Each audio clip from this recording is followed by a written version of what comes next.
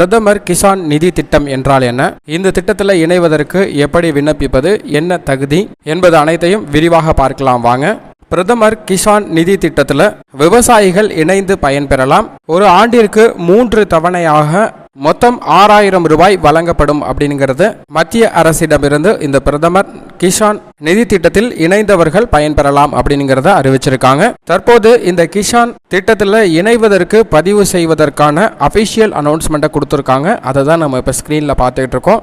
பிரதமர் கிசான் சம்மன் நிதி திட்டத்தில் 13வது தவணையிலிருந்து நிதி தொடர்ந்து பெறுவதற்கு PM கிசான் KYC பதிவேற்றம் செய்ய வேண்டும் அப்படிங்கிறத தெரிவிச்சிருக்காங்க. இனி வரும் தவணை தொகைகள் அனைத்துமே ஆதார் எண் அடிப்படையிலே வழங்கப்படும் அப்படிங்கிறத தெரிவிச்சிருக்காங்க. இதற்கு விண்ணப்பிப்பதற்கு தங்கள் பகுதியில் உள்ள சேவை மையம் அல்லது தபால் துறையை அணுகலாம் அப்படிங்கிறதையும் தெரிவிச்சிருக்காங்க. இதை பதிவேற்றம் செய்வதற்கு ஆதார் எண்ணுடன் இணைக்கப்பட்ட வங்கி கணக்கு எண், நில உடைமை ஆவணங்கள் ஏற்கனவே பதிவேற்றியவர்களுக்கு இது தேவையில்லை. ஏற்கனவே விண்ணப்பித்தவர்கள் KYC மட்டும் செய்தால் போதும் அப்படிங்கிறத தெரிவிச்சிருக்காங்க.